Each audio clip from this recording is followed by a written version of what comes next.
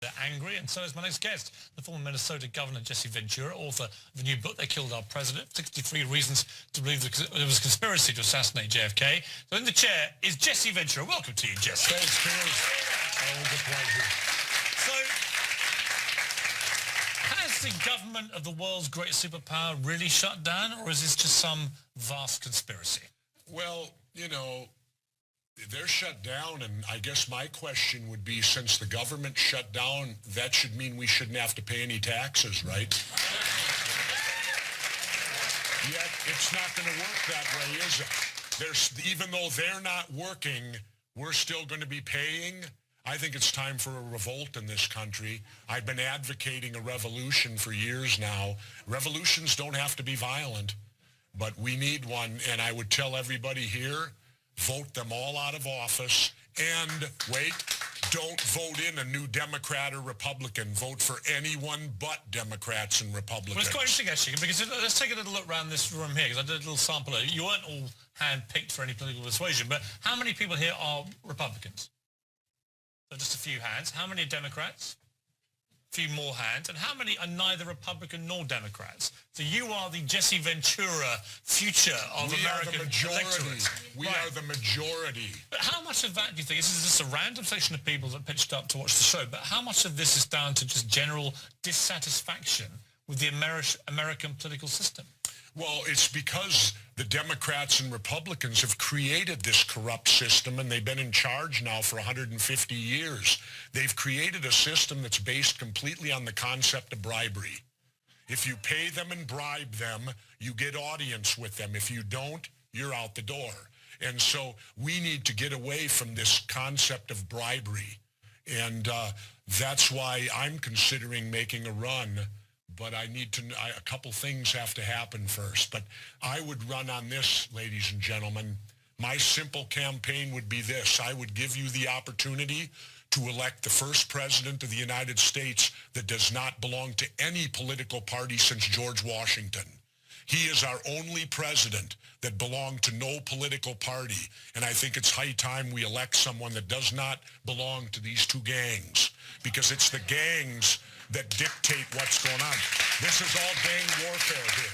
This is gang warfare, where the gangs put themselves first, the gang first, the gang's money first, and we, the country, become second or third. We're actually third in line. See, every time I've spoken to you about this, I've been saying, no, Jesse, it's not like that. And yet their approval ratings plummet each time I've talked to you, even lower. And actually you end up thinking, yeah, they are a bunch of gangs. They are. Overpaid, underworked children. Well, let's look at it this way. The big thing is health care, right? Well, in my last book, I showed you all. These elected officials have 4 options to choose from of health care. They won't give us one. Yet they get 4 to choose from. Now, what do you think since the government shut down, are they getting paid? Of course they are. What do you think of Obamacare? Do what now? What do you think of Obamacare? I don't think anything of it, because my belief is quite simple. We in the United States of America should have a policy that anyone who gets sick should be able to go to the doctor. Now, how they want to do it is up to them. But if we'd get out of all these damn wars, we'd have more money to pay for health care than we could shake a stick at. But instead, it's go to war, go to war, go to war. I love the reaction of the American people on the Syria deal. The calls were 300 to 1 opposing any more war. Finally, you're all waking up. Finally, you're waking up that we've been at perennial war for 60 years. Enough of this. Enough of this war crap. Well, enough of this particular segment, but you're coming back after the break. And let's talk about my book. To speak more, Jesse Ventura, after the break. Back now with my official guest, Jesse Ventura. I mean, Jesse, you hit all the right populist notes with all this stuff, but let's get real for a moment. Is it feasible in our lifetime that you could have a candidate running for president who was successful, who was not a member of the Republican or Democratic Party? I did it. I won the governorship of Minnesota and was not a member of the Democratic. Could you do it on a presidential level? Sure, if I'm allowed in the debates. But you notice those two parties control the debates. They won't let anyone else in them. If I can debate them, Piers, I can beat them. It's that simple. Somebody tweeted me earlier saying nobody who wears tie-dyed shirts could ever be president of the United States. Well, What is your response? My response would be, then I guess a real person shouldn't be president, because I'm a real person. Do you know when I ran for governor, I never used a prepared speech? Is that true? Yes, because my belief is if you tell the truth, you don't have to have a good memory.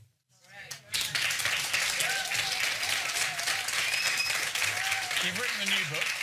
It's called They Killed Our President, 63 Reasons to Believe There Was a Conspiracy to Assassinate JFK. Not new that there may have been a conspiracy to assassinate him. What is new about your book? Well, what's new about our book is there's always new information coming out. There's always more and more. That's what makes it so intriguing to study it. That's what, to me, makes studying the Kennedy assassination more interesting than, say, reading a Vince Flynn book or a Tom Clancy book. Those are all fiction. This really happened. So who killed Kennedy, do you think? You can't answer that question because it's been 50 years and there's no way to say specifically who. Well, I can answer it. I can tell you this.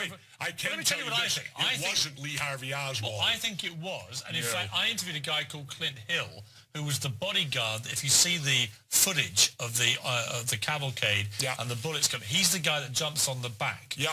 He was Jackie Kennedy's bodyguard. Jumped on and she. Why weren't Secret Service on the bumper that day? They were removed. You can go on internet. That's not what he told me. They were removed from the bumper. That's and the Secret Service guy turns to his boss and goes, "What?" Jesse, here's my point. And they took him off the bumper. Why did they change the way for Dallas only, the way the motorcycles were lined up? They put 4 of them way in front and the others all behind. They didn't go in the standard wedge, which was used in the 2 previous days before. But in Dallas, that changed. They got him out of the way to give a clear shooting lane. Let me finish my point. Clint Hill, who was there and was on the back of that limo, he wasn't on the back of it. He jumped on the back of it. Yeah, from a car way behind, and it took him how long to get there? But he believed Lee Harvey Oswald acted alone. Now, why do you know more than he does? Well, because of the fact there's a whole lot of information.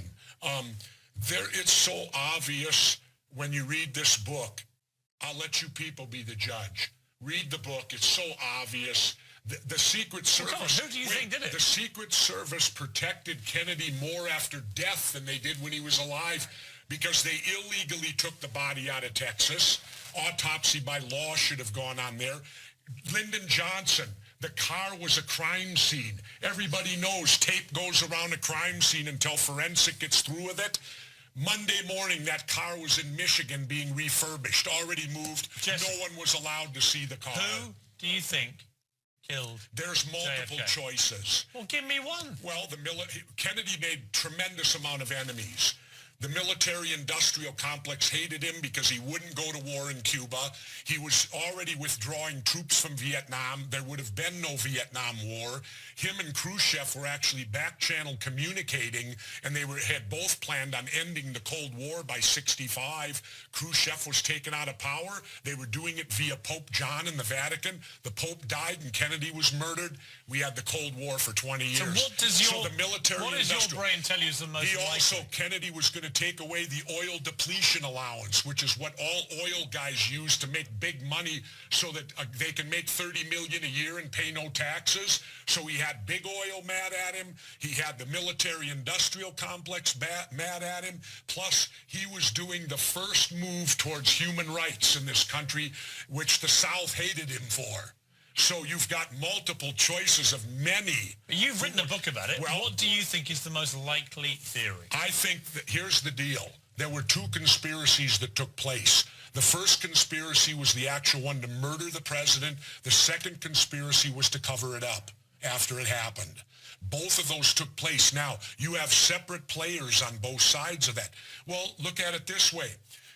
Read the opening, the Katzenbach memo that we opened the book with. Mm-hmm. This is from the acting attorney general.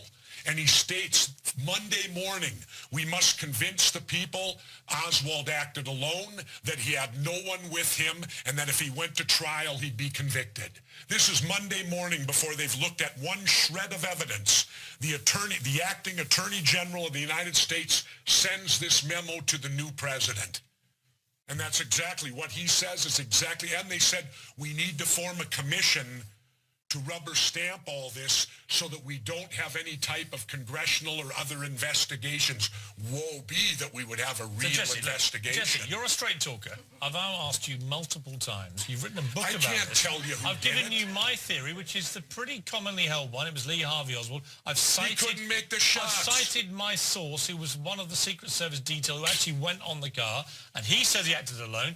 You've got 30 seconds left to try and give me a straight answer to I a can't simple give question. you one. I can't tell you who did it. I wasn't there.